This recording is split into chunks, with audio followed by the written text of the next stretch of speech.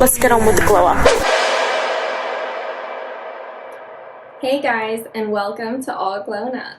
Last week, we launched our first podcast episode where we introduced you to us. Yeah, we were overwhelmed with gratitude from the amount of support we received, so thank you all. Yeah.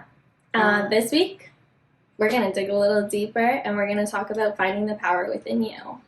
We're going to take a shot. Yeah. Here's our shot. Here's our shot. These are porn stars' favorite first shot of the day. Oh, sour.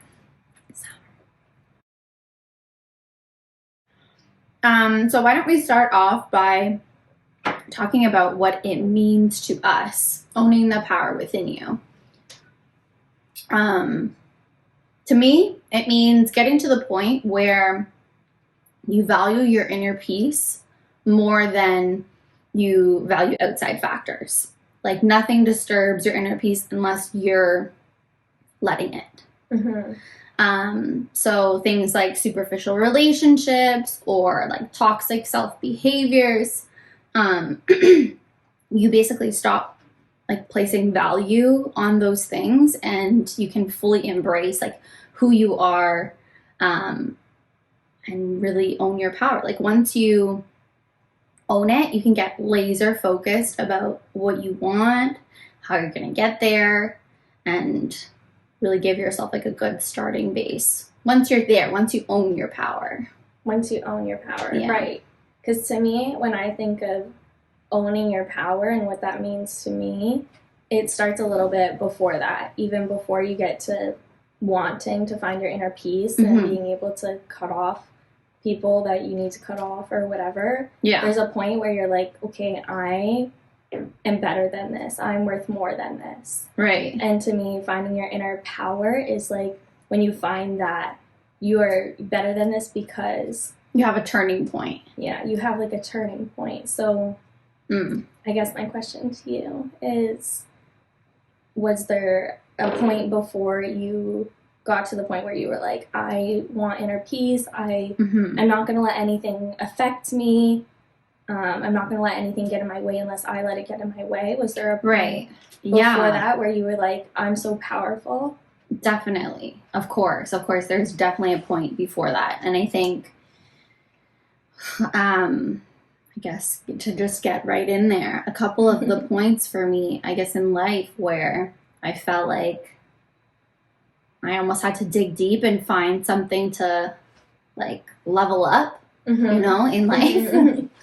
The first time where I had to do that was actually, we grew up in foster care. So when I got to the age of 16, I had to basically decide if I was going to stay and in my placement or in with the agency, or if I was gonna, take the chance and potentially leave and not be able to come back. So that was the catch, was like, if you basically age out, once you get past the age of 16, they won't take you back in. You're out. So I had to decide, like, do I place... It's a lot. It's scary. Yeah, of course. Yeah. Especially when it's like, okay, you have one road and then you have this other option where it's like, if you just go through things and you, basically the process is, your guardian has to change. You have to become a legal, crown ward, and basically you have to go to court and you have to do this like big step. And to a 16-year-old, I was 16 at the time, and I'm just like, okay, it's my 16th birthday. I'm excited about turning 16. And at the time, I had this like looming fear over my birthday because I was like, okay, I have a decision to make. And that was the first time where I had to be like, okay, what do I want? And do I have enough inside of me to bet on myself? Yeah. That was the first instance.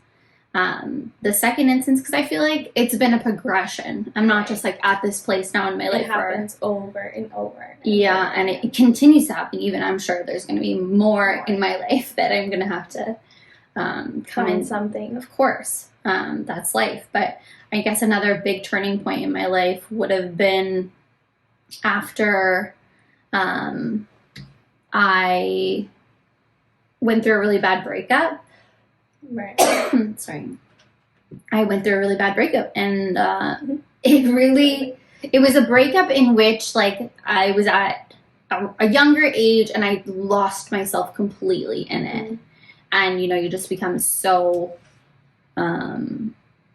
obsessed with, like, pleasing the other person that you're just like, okay, I'll change that. And I changed a lot of myself through that process. Mm-hmm. And another, like, that's kind of where it left me, was that turning point where it's like, okay, you know, you've come to the end of that relationship, and who are you now without that person's influence? Yeah. Who are you? Yeah, that was a scary time. I was scared for you at that time. Yeah, it was definitely a turning point. And, you know, as like a young 20-something-year-old, I went through it a little bit. I took some time, and mm-hmm. I'm still, like, through just now figuring it out from, like, I think about what it was, how long ago, maybe 3.5, almost 4 years ago. And it's like 3 years ago. I think about where I was then, and I was just like, wow, okay, that was a lot of owning up to yourself. Yeah. And work that goes into that. Definitely. But you what have about, to find something in there? I know, you have to dig deep. Dig deep in there. So, yeah, those are my two instances, I guess, where I was just like, yeah, there's a turning point that needs to be. I guess there's one more, but I think there's definitely, like, a few in there still, but those are some main ones. Yeah. Those are pretty big ones. I think for me, it was a little bit later. I guess I was 17 when this happened, and it was applying to college and deciding if I wanted to go more traditional, and I applied for psychology and behavioral science because I was pretty interested in all of that stuff, but mm-hmm. I also applied for dance because I just loved it so much, right? And that year was, I think, a really big year of a turning point for me, where I had to decide who I wanted to be, and owning that I wanted to dance. I wanted to pursue what made me happy. Yeah. And I think that was the point where I was like, I'm not going to do anything that makes me unhappy. Right. I'm going to follow what makes me happy. So I had to be true to myself then, and that was scary. Yeah, it's hard. It's scary going into something, like, non-traditional. Yeah, you take a good hard look in the mirror and you're just like, okay, this is really what I want. And yeah, and then I got there, and then I was really happy that I took that. So I feel like that was a huge moment of owning who I am, and that's, like, one of my powers. Yeah, that's a power within me that I knew that I had something special in me that deserved to go further. Yeah, 100%. Yeah, and then what's another moment? I think another moment is when I decided to leave college. Right. So going into college and then dropping out of college was a big decision. Yeah. Because at the time, I had a roommate, and things kind of got messy with my roommate. Yeah. With, like, rent and being able to afford things and whatnot. So when she left, decided to go back home, I was like, okay, well, how am I going to make enough money to afford the other half of rent that I'm not used to paying? Right, as a student. Mm-hmm. As a student, like a full-time dance student. So I started getting a lot of gigs, and I tried to make money as much as I could with doing gigs, but then I started missing a lot of school. Right. And so I would get in trouble at school, and then I was like, okay, well, I need to decide now, do I really need school right now pursuing this? Yeah, right now, does this really matter? Because I'm getting jobs. And I guess it's worth it to note that this was your second. This was my second year in a new program. Yeah. So I had already done my first program. Right.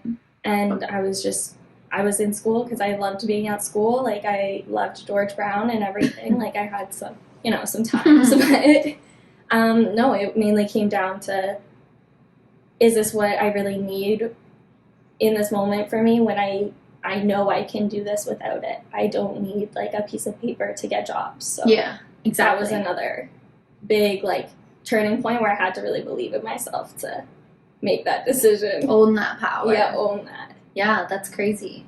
100%. I think there's so many times where digging deep is going to really help. Yeah. Especially when you need clarity. Mm-hmm. When you need clarity, when you need just assurance. Yeah. I think. But yeah. All right, so second shot. Number 2. Okay, so let's circle back to getting to the place where you value, you're placing value on owning your power now.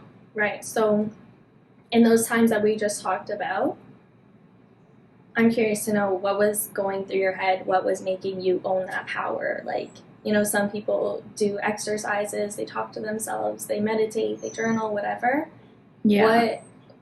What was going through your head, and how did you decide that you value yourself enough to want to be better and do more? Yeah. I think in both of those instances, I'm a creature of habit, and routine is something that I always gravitate towards.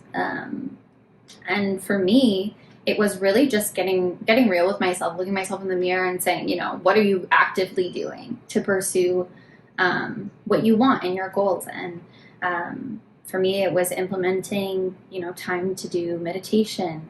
And, the first step for me was really to go to a counselor and just to seek mental health therapy. Yeah, mental health for sure. Both of those situations came with a lot of emotional baggage, I should say. And there was definitely things that were holding me back that I had to get over to be able to get through them. Yeah, and it's hard getting over them. Yeah, and it takes a lot of work, and you definitely do not have to do it by yourself. So, I went through some counseling. I spent time with myself. I meditated. I find that even when I get this most stressful now, like, meditation helps me so much. I'll meditate in the morning. I practice a lot of gratitude, especially last summer. 2 summers ago, I found myself really, really getting into the habit of, like, practicing gratitude, and it changed my whole perspective on things. So yeah, I'd say definitely getting some therapy helped me. Yeah. Journaling, meditation. I placed a priority on my health, like overall my health. Like, so my body, I took care of my body, eating clean. Like, that's what really gets me into the mood of, like, okay, this is when I'm going to put a lot of effort in and do that next level up. Like, if I want to get there, I got to push myself to get there. And the only time that I'm ever going to stick to something is if I put it in my calendar. So right. That's how I have to do it. So organized. Yeah. You have to do. I think for me, what pushed me and what motivated me to get through those times and to find that power and find even what that power was being around my community of dancers and people that were in the industry, like-minded people that like to move, like, even if they weren't dancers, that were, like, professional or whatever. They were doing it because they loved it. And I think that being in an area and being surrounded by people that love doing what they do and who have pursued that passion, like having somebody in front of you that's done that, especially when you're younger. Finding people that inspired me, like teachers and other students and dancers just in general that inspired me, looking up to them. I think that was a really good push. And then, I don't know, I think a lot of my stuff was confidence building. Right. I had to build a lot of confidence and security in myself, and sometimes I would just look in the mirror and I would just talk to myself and I would just say like, yeah, you know, affirmations. You're so good. You look so good. You like tell myself that all the decisions that I'm making are right and they're good for me. And knowing and accepting that what's right for me isn't right for everyone else. Yeah. And it's okay. That it's because it's right for me. So nobody else really matters. And yeah, dancing through it definitely helped. Definitely, yeah. Definitely moving your body.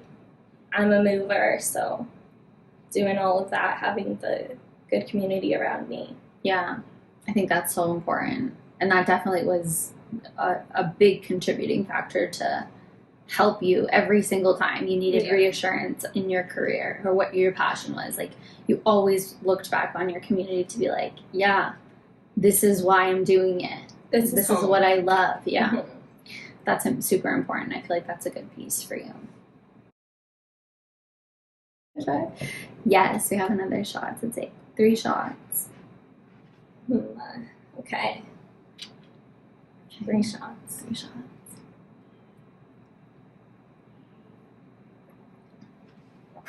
Ew. Oh. Once you get to that point, your self-worth just continues to grow, right? Yeah. And you're just like, you're building self-confidence every single time you're making a decision like that. And when you're like really truly owning your power and you're owning who you are, there's a certain level of like maturity that comes with that.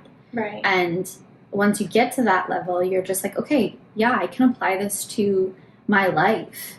I can be in control of my surroundings, who I surround myself with, what I'm doing for a job, what I'm doing with my life. Like, once you get to that point where you just really know who you are and you're really secure with who you are and what you stand for. Yeah, and you want. Exactly what you want. You can get so, like I said before, you can get so laser focused about how you're going to get there. So whether that means like you have goals of having, you know, a career defining moment, or you have financial goals that you want to get to, right. You are comfortable enough with yourself to be like, okay, I know where I am. I mean, hopefully you know where you are, and that's the work that comes. That's definitely the work. That's the work that comes. There's, before you get into like investing in yourself, you gotta, that is the journaling, the finding your community, the scheduling yourself. Yeah, getting real with it. You gotta do the behind the scenes work, and then you get to the point. All the steps that it takes to get there are the work, the grunt work of your life for yourself is. You know, filling out the paperwork, renewing your health card, you know, doing all the things you just need to do. You need to, so there's a certain level of maturity that comes with it, and you can really just like tap into that, own it, use it. I use it all the time in my daily life. Like, I used it to get to the point where I'm at now. I'm going to use it to get to, you know, my next 5-year goal. Yeah. It's amazing. It's truly amazing what investing in yourself, knowing who you are, and pursuing it fearlessly. Like, it allows you to unlock, like, think of your dream life and go after it. Go for it. I have a tattoo, actually. Oh, yeah? Yeah, I have a tattoo, and it's a white ink, so pretty much only I can see it. But it says magic within. And I feel like that is kind of like the power within. And that, to me, I just called it magic. I have a little magic, you know. I have a little something, a spark in me that I found that just lights a fire under my ass and gets me going.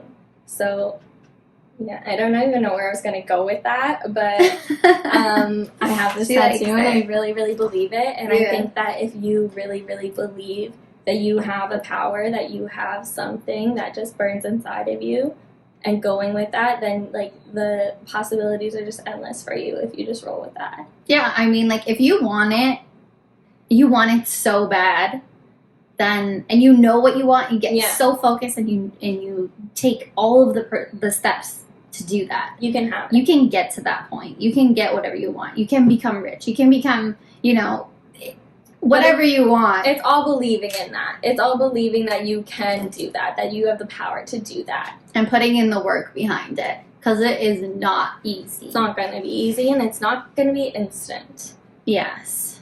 We're so used to instant. And it's, I find myself always getting impatient with it. Always. Everybody thinks, because I feel like that's sometimes a comparison thing. Where you're just like, the social norm is to be like this. Or I have to do it by this age. Sometimes. I feel like I'm still pretty young. Yeah. For the things that I want to do. So I don't think it's so much of a comparison thing. It's more of a, like, I don't want to be in the same spot for too long thing. I gotcha. I can't sit still. I can't sit still. I want to move forward, and sometimes I get impatient with the process. Yes. That's where I work on it. It's trusting the process. Still working on that one. Trusting the process. We all have our things. Anyways, bottom line, if you want it, you can have it. Think it, dream it, achieve it. 1, 2, 3. There you go. That's all for today, folks. That's short and sweet today. Thank you for joining us. Mm-hmm. And we hope you enjoyed our little chat, and we hope to hear some power moments from all of you guys. Yeah, dig deep, share them. We're going to do a post after this, and yeah. Thanks for tuning in. Okay. Hey guys, and welcome. Just roll it again from the top. You have to make your voice bigger. Bigger? Louder. Or move the mic closer to your mouth. Move it, like, listen to my voice so it comes through. My voice is different than your voice. I know, but I feel like it's like small. You need to make it bigger. It needs to be louder. Louder. Loud. Okay. Hey guys, and welcome to All Glown Up. Last week, we launched our first podcast episode, and we introduced you both to us. And we were... Oh, wait. Oh. You both to us? No, that was funny. Introduced you both of us. And introduced you both of us. Okay, start again. I'll say it. And introduce you to us. Yes. Ready? Mm-hmm. Hey guys, and welcome to All Glown Up. Last week, we launched our first podcast episode where we introduced us to you. What am I saying? What am I saying wrong? What am I saying wrong? Hey guys, and welcome. Shit, I don't like that. Just get it out. Okay, ready? Welcome to All Glown Up. It's a tongue twister.